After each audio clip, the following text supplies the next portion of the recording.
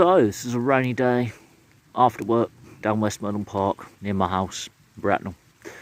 Yeah, ducks seem to be enjoying it. Basically, this park, if I wanted to explain the history of it, this lake was dug out 30 years ago and they started filling it with water in about 1992. The playing fields behind and all the play park and the woodland, that was more opened up again in the early 90s. But the lake itself goes for about, I would say, 300 metres in length or 20 metres wide.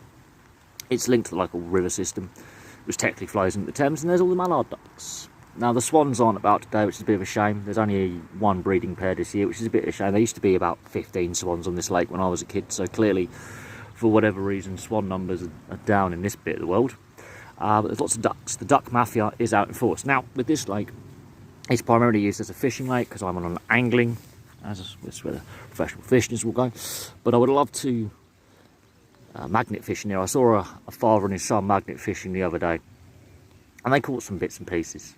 They last dredged this lake in 2012, and it's an interesting body of water because there is some interesting stuff dug in here. Now, all the earth you see is piled up high.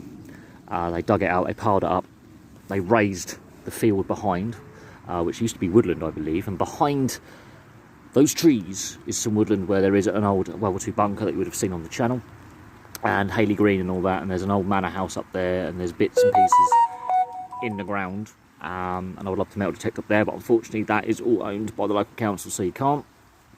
But it is an interesting piece of land, and of course it is pissing with rain.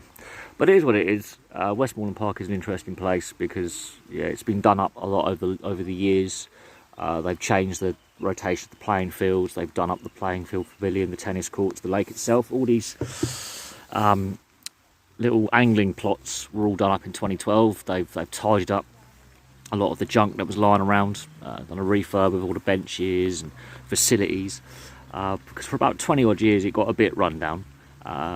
They haven't, as I say, dredged the lake. They used to dredge the lake every couple of years. I think they've left the waterway as it has been for the last 8 years. I think in my lifetime they've dredged this lake 3 times since it's actually been a body of water. And it is an interesting little wildlife reserve. So there we go. Thank you very much for watching. And if you have a similar body of water near where you live, send us a link and I'll check it out and do some history research on it. And we'll have some more videos coming soon.